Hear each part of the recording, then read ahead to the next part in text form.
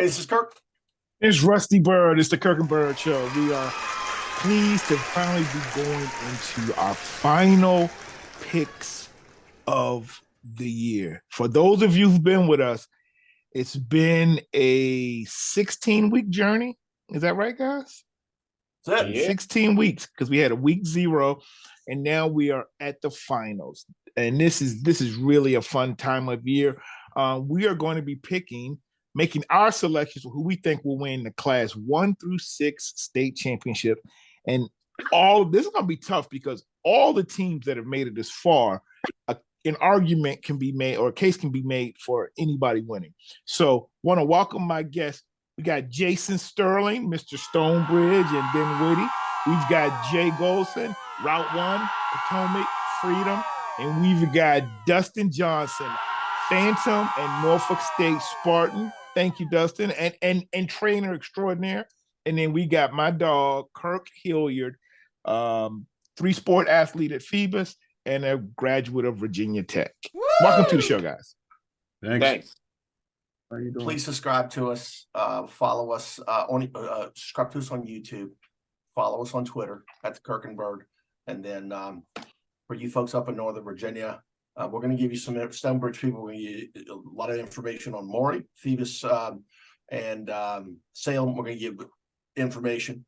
And then Freedom, we're going to talk about Highland Springs. So make sure that you follow us on Twitter at the Kirk and Byrd and the 703-540 Facebook, Nova High School Sports Facebook forum. We'll get ready to transition into hoops. A lot of good hoops up here in Northern Virginia. We'll cover it around the state. So make sure you check us out. All right. Yep. In case people are just checking us out. Dustin, tell people where they can find you. You can find me on Instagram at Peninsula Kids 757. On Twitter, Wolfpack Training 757.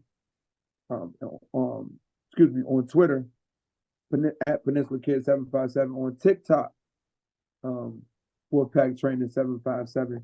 And on my website, Wolfpack Training, www.wolfpacktraining.co. Training.co. And a lot of the players we're talking about in this episode, Dustin Johnson has trained. All right, so let's start with Class 1. We've got Essex playing Galas. Now, Essex was the number 1 overall seed, but Galas was a 5 seed. But I just want to set the stage. I think it's a surprise because a lot of people thought Honaker was going to be in this final, especially after what we heard. Matt Hatfield, I was just here. Matt Hatfield, yeah. Episode 178 is our VHSL preview. You guys can all go back and look because we made some predictions way back when. This was in August. I predicted Honaker. So that's a good point. Galas upset Honaker. And that was a high-scoring game.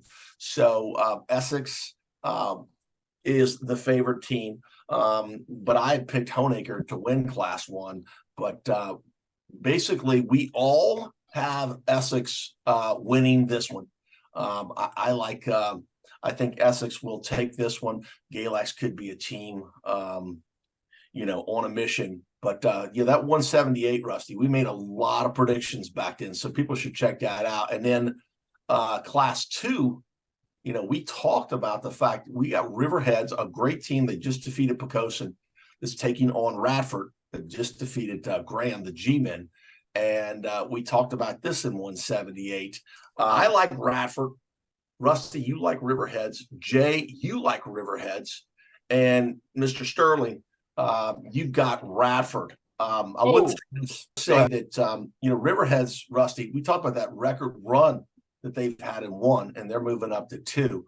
I just think that Radford is too athletic with their quarterback Landon. And so this is a split decision. So, 2 of us have Riverheads, a couple of us have Radford. So I do want to add, though, that Riverheads dominant. For those who don't know, Riverheads was Class 1 and won 7 state championships in a row. 7. Now they've moved up to Class 2, and much like a Phoebus, moving up a class, they're trying to win a state championship at a level above, where we know some teams actually move down like a kettle run. So I just want to give a little props to Riverheads, because what I want to say is we always talk about, oh, this is the best program in the state, or we're talking about Phoebus, we're talking about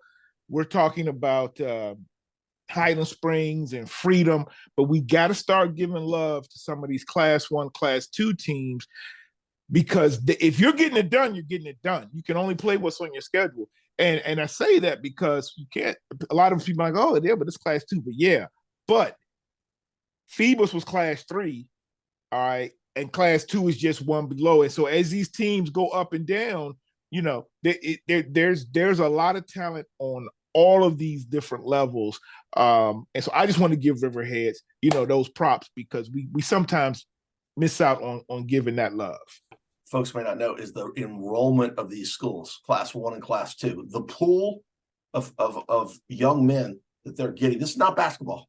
You know, you can have a basketball team with 8 people, 9 people. Football is different, right? So you're talking about a school that may only have several hundred kids, up to, I think the largest, Jason, for 2 is maybe 500 or 600. So you're talking about a school that only has 600. You cut that in half, you know, you get up to these 4, 5, and 6 schools that have several thousand up to 4. And it's not basketball, because basketball is a little different. You only have to have so many bodies to have a football program and have a JV. You need, you know, participation. We talked about Lake Braddock having 130, 140 kids go out. Some of these schools have 30, 40 kids go out, you know, for both programs. Hey, so one other thing, I'll just come on top of that, because I think it's a great point both you guys are making.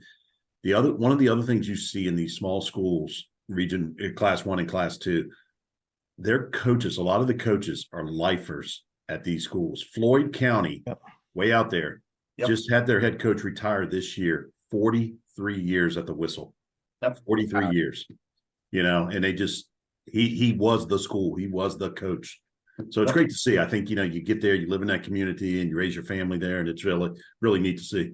And I think, Kirk, you made a good point about this is football and not basketball. It's difficult to have a decent, full squads and really field a team when you do have such low numbers. And especially, and it's kind of like the difference between Division 1, 2, and 3, or even Power 5 against Group 5, is when you get those backups and injuries, like it can really devastate some of those small teams. So I got to give credit to these programs. The 1 and 2 is in Salem, and then in Lynchburg this weekend. In Class 3, we're going to be watching Liberty Christian take on Lafayette from Williamsburg, 7-5-17. Liberty Christian, undefeated team. They beat Salem, guys. They've beaten some great teams, Jefferson Forest, a bunch of those. This is going to be a tough matchup for Lafayette, great Williamsburg school. For the folks, we've heard quite a bit. We know that Liberty Christian has the Clemson commit at running back, but Dustin Johnson, tell us a little bit about Lafayette taking on Liberty Christian, because you've got some kids you train there, right, Dustin? Right. Ron Hudson, cornerback, sophomore, phenom cornerback. He was suspended the last 3 games for he allegedly said something to the referee, and he had got reprimanded for such, situation in like 3 games ago. This will be his first game back. So he's back. He's back. The kid Jalen Walmart. He's a linebacker, running back. Wilder Charles, free safety, wide receiver. The quarterback Olski, that's his last name. Number 5, he plays strong safety as well. Those kids kind of all work well together.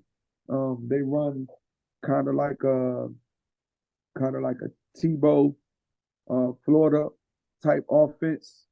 They kind of try to get their guys on the perimeter. Up front, they're fairly decent. They could be better. I think that may be the difference versus Liberty Christian, who's known to have a pretty strong front. Lafayette has a lot of good athletes on the perimeter, but if Liberty Christian can play ball control and that Clemson commit at running back, which I had the privilege to watch, Phoebus, Gideon Davis. he was a freshman when Phoebus won 2 years ago. And Right. he had a good game in that game, number 9. Now I remember watching, and we was in the bleachers talking, and I'm here with one of my guys right now, Davion Roberts, his father. We was in the bleachers watching the game together, and we was like, yo, number 9, like they was like, yo, he a freshman. And here he is now, you know, playing, and I think he's a junior now, right? Yeah. Is he a junior? He's committed Gideon Davidson, yeah. Clemson. Right. Yep. Junior. I think Lafayette, if they can corral him and kind of, you know, play good up front and hold him to, you know, kind of keep him under contain, they might have a chance. But if they can't bring him down, if he has his way, then I think they'll struggle. And that's the only way they'll have a chance is if they contain that gentleman. And, you know, we'll see how that goes. Up front, I'm not sure if the physicality of Liberty Christian will be overwhelming to Lafayette. But if, you know, Lafayette gives themselves a chance on the perimeter, I think they'll have to have a couple big plays, you know, to compensate for the ball control that Liberty Christian have. I think they'll have their way up front, just from watching from a football perspective. Good stuff. Real good stuff, Dustin. Yeah. Liberty Christian, you know, out there in that Lynchburg corridor with those teams that, you know, they beat Salem, they beat EC Glass twice, they beat Forest. I just think that Liberty Christian, a little too much for them. I like Liberty Christian over Lafayette. I do think it's going to be close. Before we let the normal bunch go, Dustin, make a pick for us. I'm going to go Liberty Christian by 10. By 10? All right. Jason Sterling? So the strength of Lafayette on offense is their run game. Dustin talked about a couple of these backs, James Spencer, Nazir Walmart. Both of those guys are 1,000-yard backs. Which you usually don't see several 1,000-yard backs on the team. But on defense, guys, Lafayette's pitched 6 shutouts this year, which I think has really helped them get to this point and get to a state final game. They got a couple great linebackers, very good stingy front four. But I will tell you that front four will need to be exceptional here this weekend to try and slow down Liberty Christian and Gideon Davidson. He ran through William Byrd pretty easily, 229 yards, 4 TDs. Liberty Christian will pound the rock. They do it very well. I think Davidson and LCA will be a little too much for Lafayette. He's a generational type player at a school like that. I think he'll carry the team to victory there. I'll take Liberty Christian in this one, 31-10. But another great season by Lafayette, as we're starting to become accustomed to. Well, Jay Gholson. 2 things. Number 1, Liberty Christian recruits their players legally. Legally. Yeah. Because everybody's doing it. Number 2, they're at home. So Liberty Christian, I'm going to say 35-14 over Lafayette. Okay. Mr. Byrd? I've got to be. Don't want to slow anybody down. It's on turf. Yeah, right. I've got it being a little closer. I've got both teams putting up some points. I've got Liberty winning 42-35, but I will say I really wish that we could have gotten Phoebus and Liberty one more time. Liberty, like Phoebus will be playing Salem. Salem's only loss is to Liberty. Okay. Close game too. Yeah, close game, 21-14. Phoebus by 50. Phoebus by 50.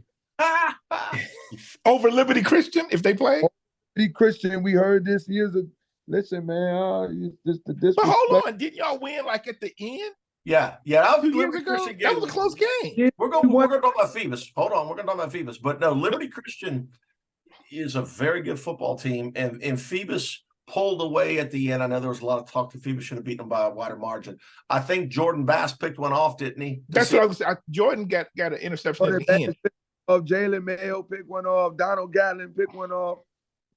Yeah, but it was a close game. All right, so we've all got Liberty Christian winning, so we're going to transition. And I wanted to set this up a little bit. I was looking through the VHSL record book last night. So we've got Phoebus facing Salem. Jason, I know you're going to know this. What is the opening game in Lynchburg?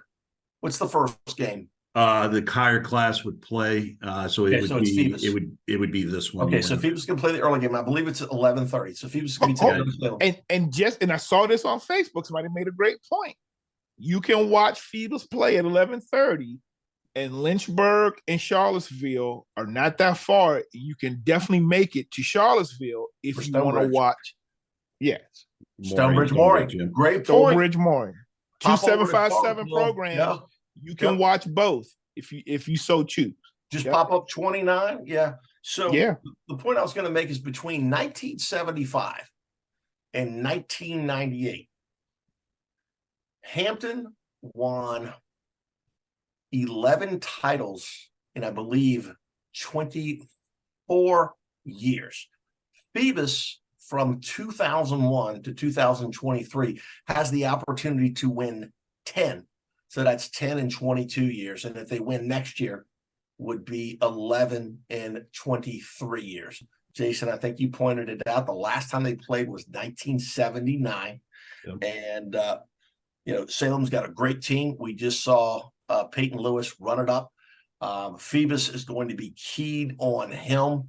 I could say this, this is certainly another challenge for Phoebus. I do believe that King George was their biggest test. I think that Phoebus, the only thing is they have to worry about an emotional letdown. These Salem kids, they're going to get Salem's best shot. They've got the fastest running back, a big bruising running back in Peyton Lewis. Chris Cole, linebacker, going to be playing for Georgia, plays wide out. They do a lot from the Wildcat, so they're going to be going straight to Peyton Lewis and not big on the pass. So I think Phoebus can key on the run with that stout defensive line. I believe that Phoebus is set. I think their confidence is high. As Jeremiah Davis says, confidence is a drug. I think Phoebus has it. And I think that I like Phoebus by 17 points. I like the Phantoms 31-14 over Salem to win their 10th championship since 2001. All right, so our guest is Dustin Johnson, who played for Phoebus, was on that first championship team and the second championship team. He played at Norfolk State. Dustin, you've trained a lot of these kids. For the folks down in the Roanoke County area, what kind of Phoebus team are they facing, Dustin? Fast, physical. Our kids are gritty, man. Like our kids, and I got to point out, the attitude of these kids. And me and my partner was talking about it earlier. Since the 8th grade, a lot of these kids used to wake up with me in the morning. Their parents would bring them to the gym. They've been working out before high school at 5, 6 in the morning before school since they were in 8th grade.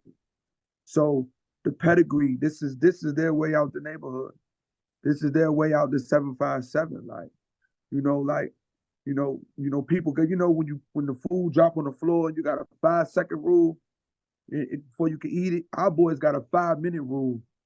They're going to eat it if it's been on the ground for 5 minutes because they're hungry. See, that's the type of kids that come through Phoebus High School. People don't quite understand. Like, the attitude is different, The standard of football is different.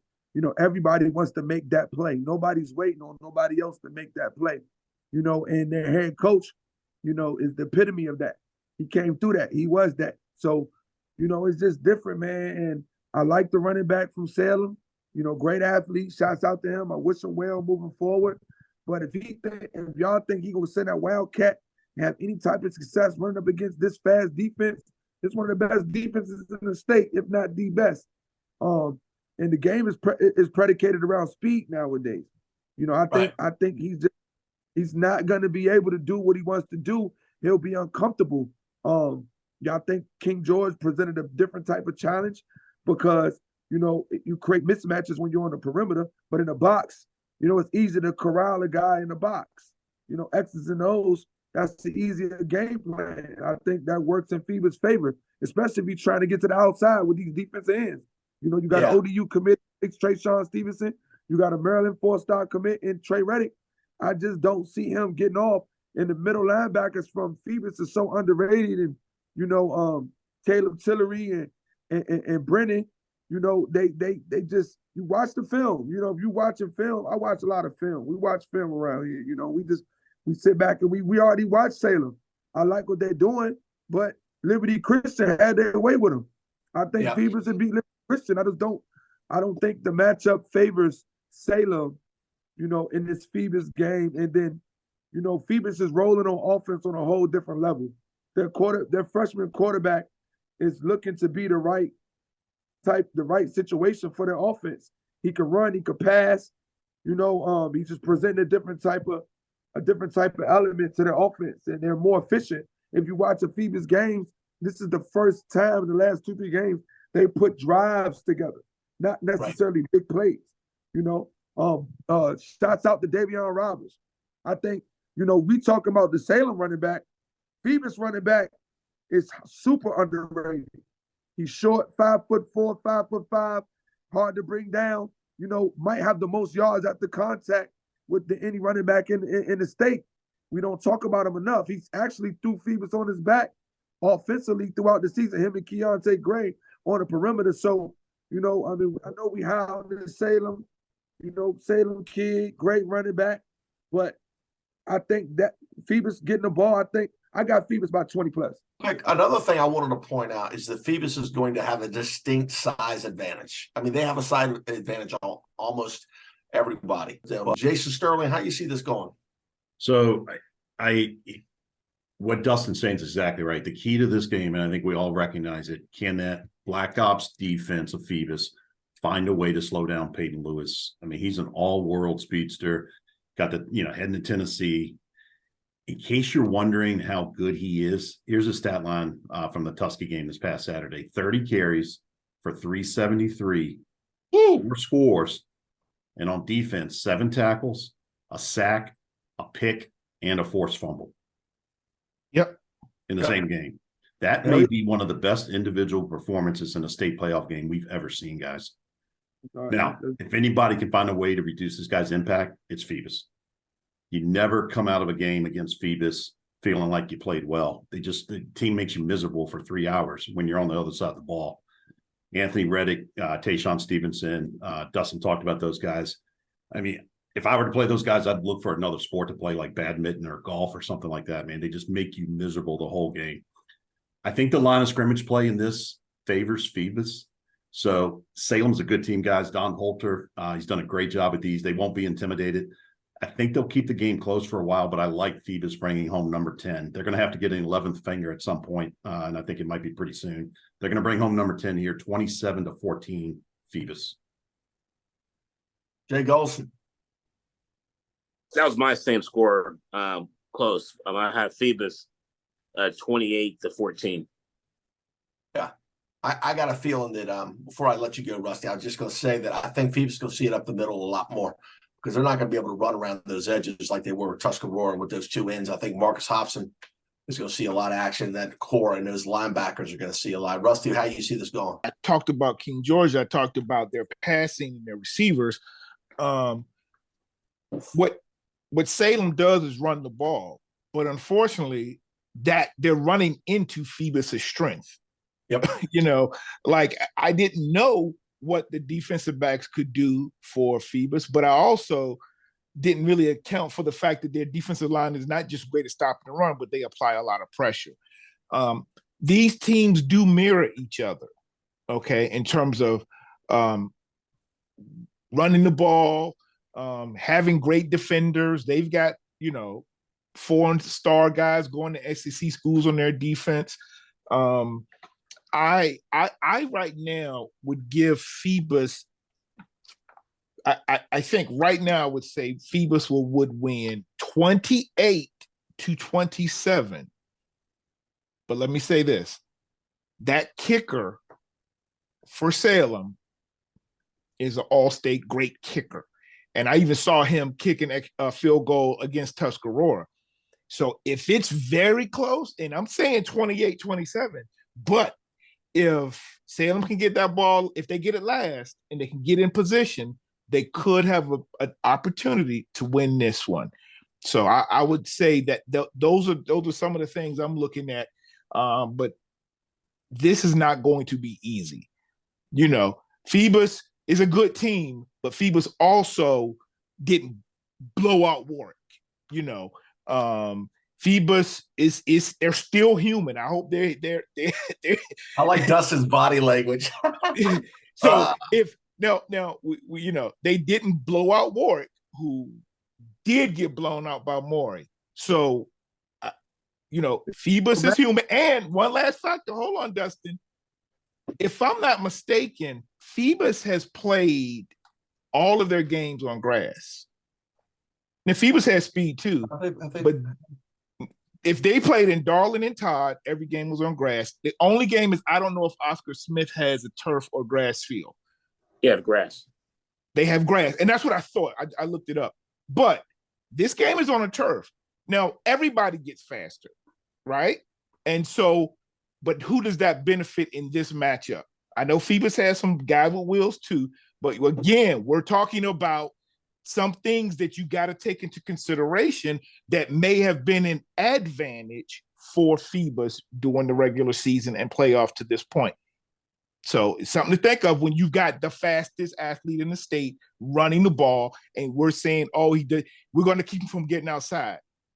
But nobody has stopped him from getting outside. And if he has to, I saw him run between the tackles. Yeah, there's not a 15-point field goal. That kicker is he can make it from 45. He missed a chip shot against Tuscarora, but that kid come into play. I don't think it will. I think Phoebus has played at least 3 teams better, as good as Phoebus. Dustin, make it fast. We got to move on. Go ahead. I got you. This running back ain't going over 100 yards. I don't care if he got 40 carries. I'm going to stamp that. Dustin, you're taking me out to dinner when we get down there. I'll take that. Dustin, hold on. Let me just say this. You're saying he won't get over 100. He will get over 100 in an SEC game. Hold on, Rusty. He will be getting over 100 yards in an SEC game. Why can't he run over 100 against Phoebus? I don't care about all this little SEC, ACC. I don't listen to you, Mr. Rusty. That's what you take this out of consideration. What you don't understand is you talking about turf. We won in Liberty the last 2 years. We own that field. That's our field. Those kids were playing as freshmen 2 years ago. The same kids you ain't mentioning, they won as freshmen. You think they're gonna let this one player come in? I'm not, and that's the thing. That's what I'm saying. They don't just have one player. I listen to what you said, make it make sense, but we talking about team defense. So here's the thing, Dustin, you're taking me out to dinner when I come down there because Peyton Lewis will have 100 yards. There's your bulletin board stuff, Phoebus. And we have a huge game in 5. Another 2 of the best 5 coaches, in the state. So Maury is going to be taking on Stonebridge. And Stonebridge is in, what we said on the last one, Jason, is this his how many championships? It's 12 in 24 years. So Coach Thompson is going to be facing Doree McCain. And, this Maury team and Dustin Johnson knows the personnel very well. And we're going to dig a little deeper on Maury this time because Maury's been blowing everybody out and we haven't been spending that much time on him. But we talk about, all the gifted guys, Fred Johnson, Ari Watford's a national recruit, but that quarterback is something special too. And Stonebridge, I believe, has been flying under the radar because they faced unbelievable teams. But Dustin, this is a great football team. I know that you like them a lot, but do me a favor. Give us an overview of what Stonebridge is facing. The coaching at Maury, I think, is the most underrated factor. They're young, they're up to date, but they're experienced with coaches that play the sport. Shouts out to Mike Priv. He was a Louisville linebacker, ended up transferring to Nova State. He's a defensive coordinator. Prince Parker. Offensive guru, him and Daree, they dial up the offense pretty well. Daryl Jones, he coaches the running backs. I think he coaches the linebackers as well. Was my running back in college in Norfolk State. Maury might have the best pound for pound quarterback in the state that nobody talks about. I think Newkirk. He's left-handed, yeah. He's a great decision maker. He sees the field well. He doesn't turn the ball over a lot. He's a great leader. He's hard nosed. He knows every position on the field. He knows what everybody's doing. He understands football at a different level.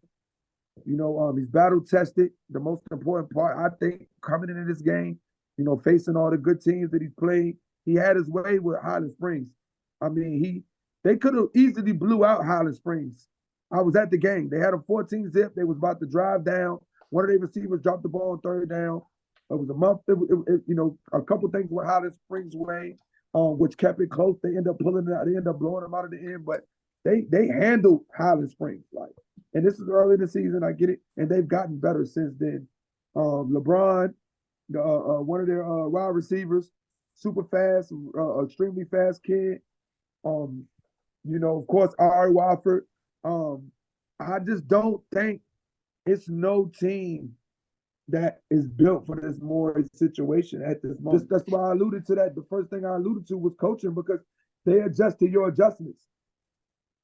And I think that's a big thing, Normally Mickey can outcoach most teams in Stone. And he did 2 years ago. I'll talk about that.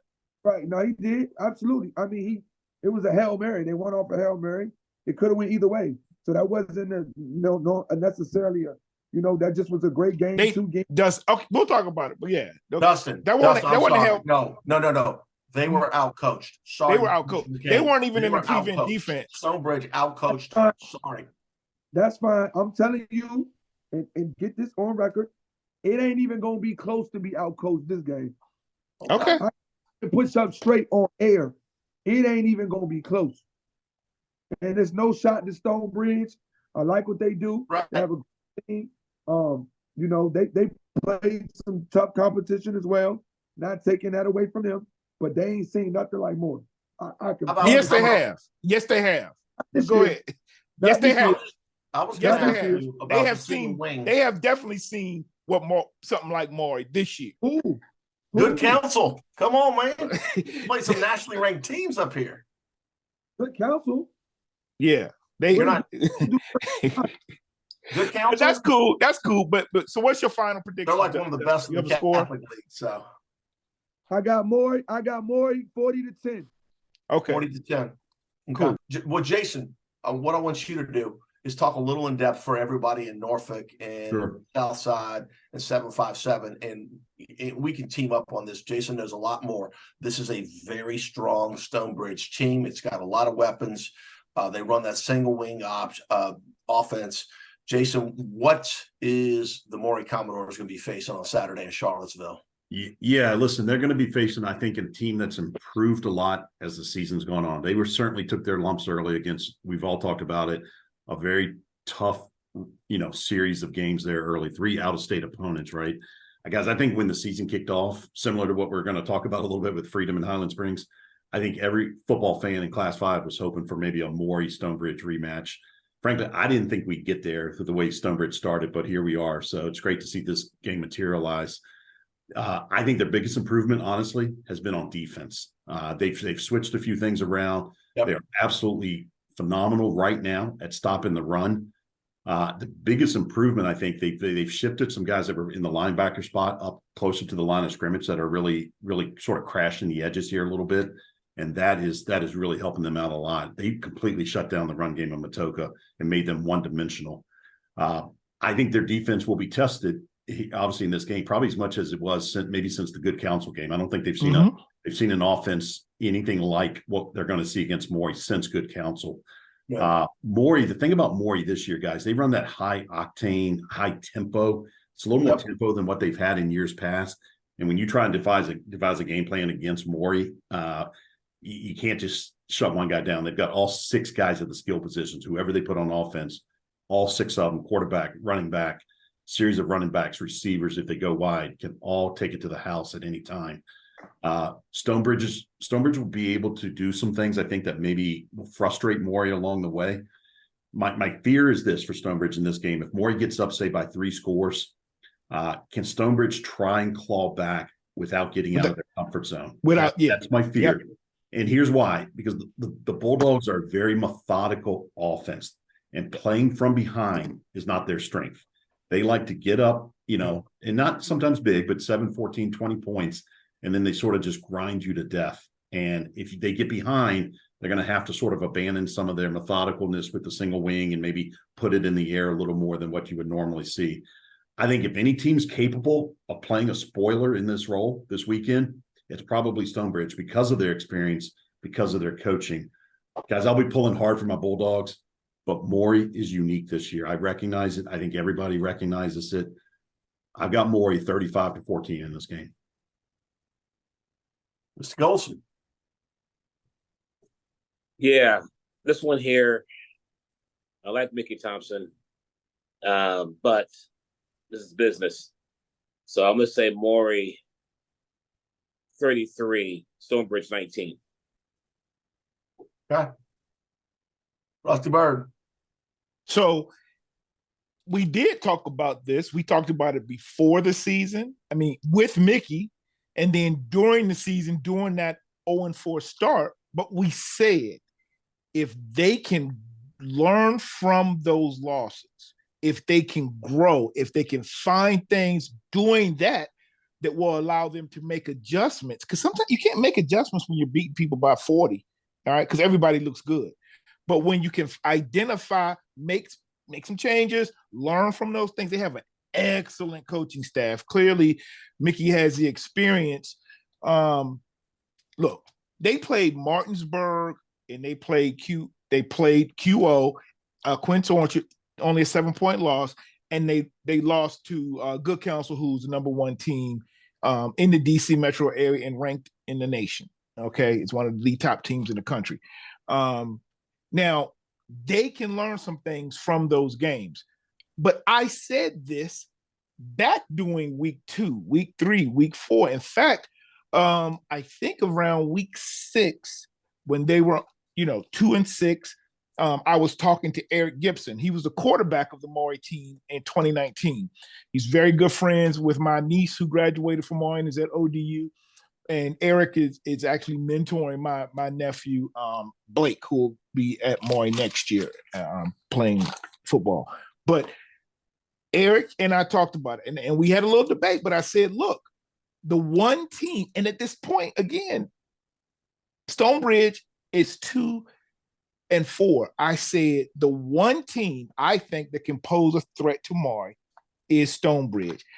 At that time, I'm going, they got to qualify for the playoffs, which we thought wouldn't be a problem once they got into their district. But we also thought Stonebridge might have to hit the road in the playoffs.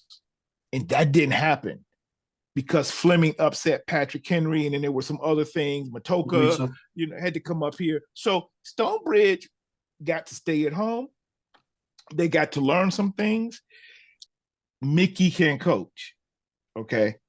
So I would not be surprised if Stonebridge wins this game.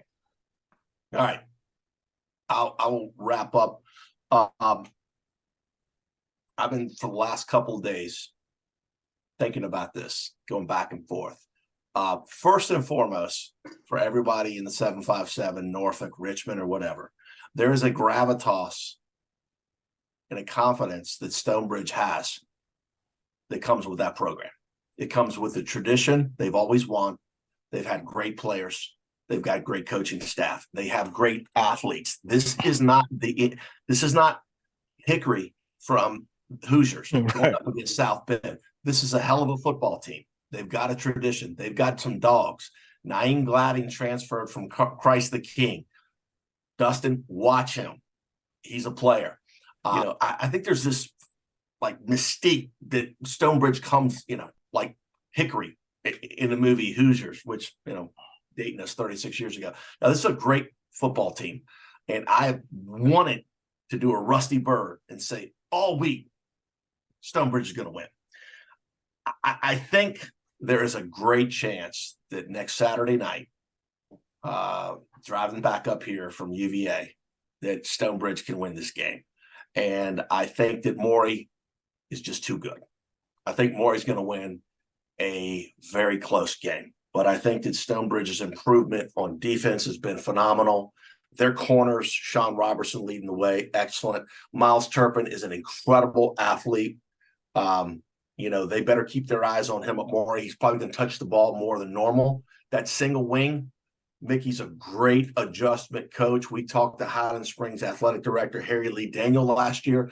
Man, he would just sung the praises of, after the first half, the adjustments they made. I think the key to this game, there's going to be a lot of keys, is going to be Brandon Pena and how he plays.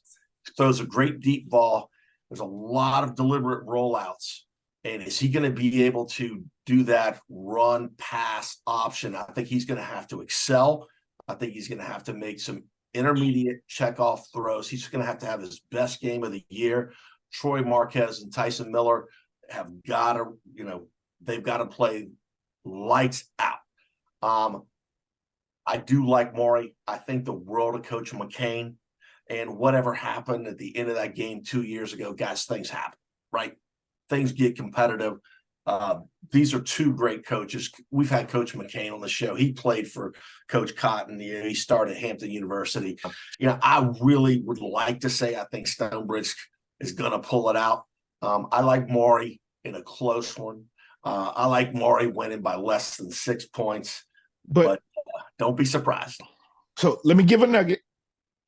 If you watch Maury, their players have played a lot, and even when they were up big, they're still playing their starters. That is one of the things that hurt Maury in the championship game 2 years against Stonebridge. Their quarterback, they just kept running and kept running, and now these are 15 games. Eli Mason knocked him out of the game. This has been 15 games, and they've got kids that are nicked up because they're still playing late into games where they're blowing people out. And so I know they have some players nicked up, but I also know that if this game is close, if it's tight, let's see how Maury's coaching staff deals with it, because they haven't lost any games, and they did have two tight games, but let's see how they can deal with it. Yeah, because it's going to go into the because they did not deal with it well 2 years ago. Hey, look, different team, much better team, same coaches. We are talking about a Class 6 final where Coach Daryl Overton, Freedom Woodbridge, Jay Gholson, the voice of Freedom, is going to be taking on Highland Springs, defending Class 5 champions, and that is going to be the opening game in Charlottesville.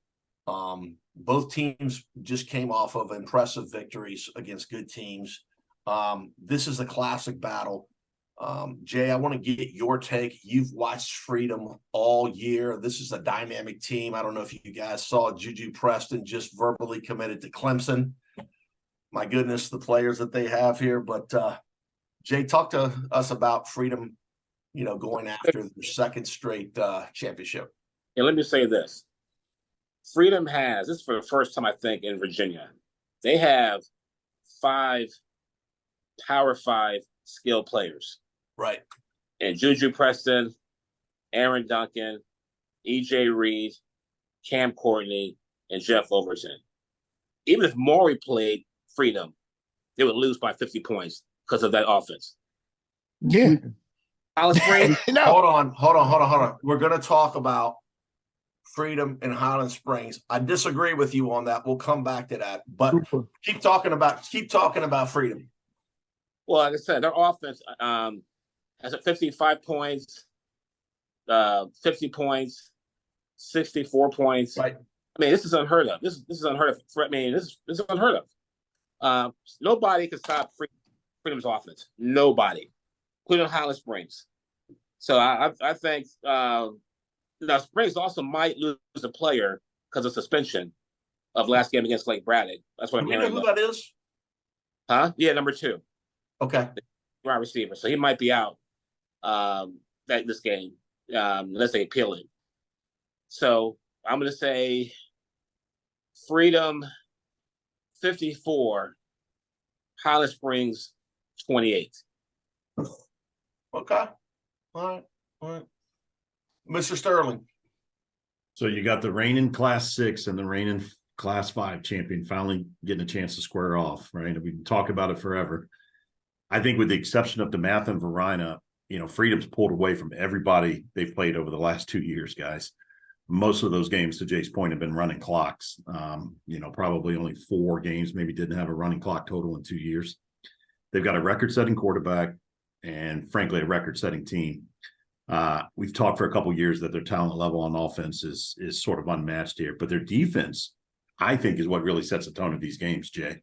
Mhm. Yeah. Yeah, and if their offense wasn't so good, we'd probably be highlighting the defense more as possibly one of the best in the state too. They're super physical up front, great linebacking core. They can take the ball away at any time from any team. So, I mean, they've their offense gets the headlines, but their defense stands them up a lot, and it's phenomenal to watch.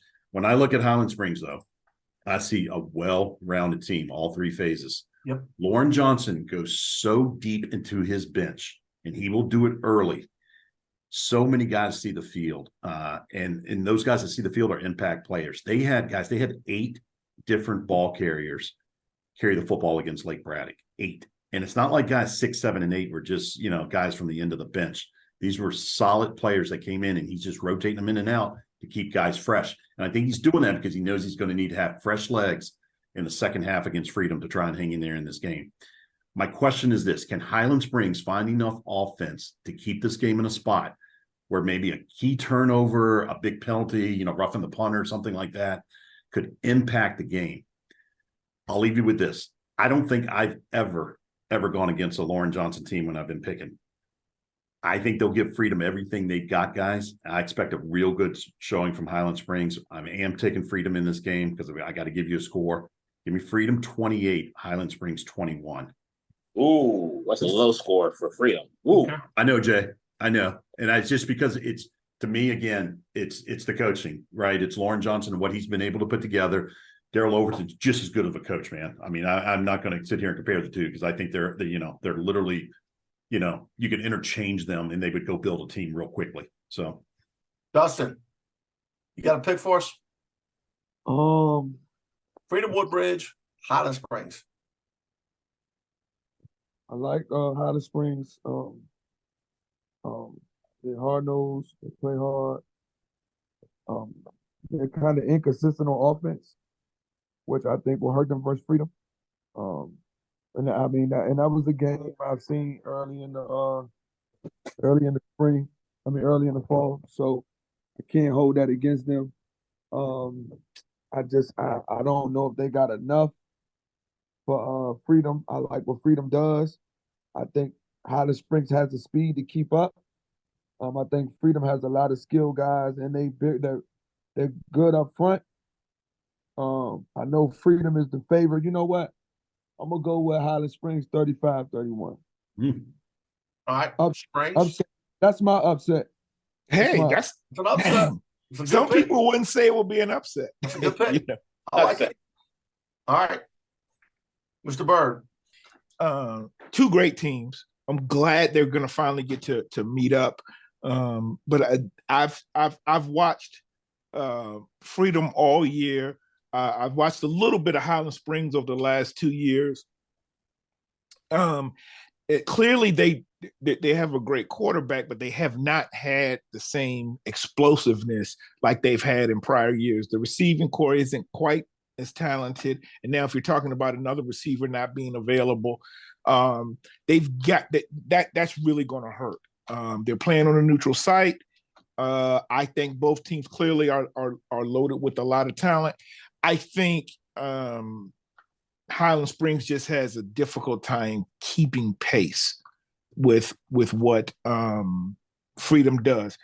People talk about a lot of times how Freedom beats the teams like a Madison or whatever, but they also beat like they beat the Colonial Forges, the Mountains. They beat a lot of teams that are really good and athletic, and they've done that. They've had experience.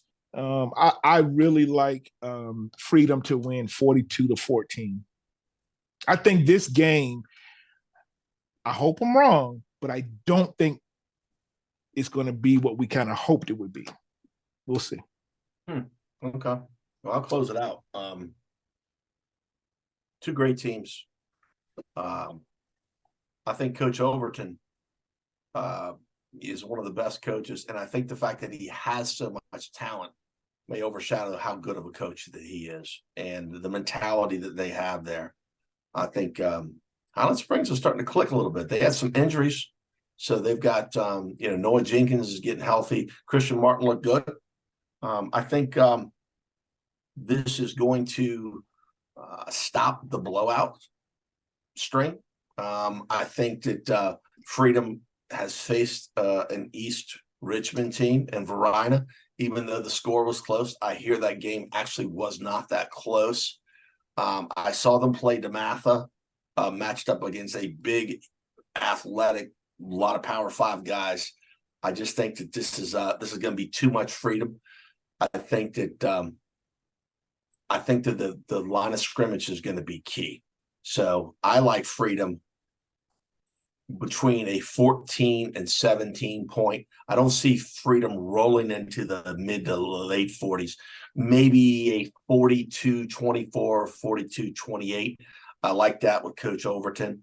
And I like Freedom. I pick Freedom back in August. Like I said, y'all can check out that preview.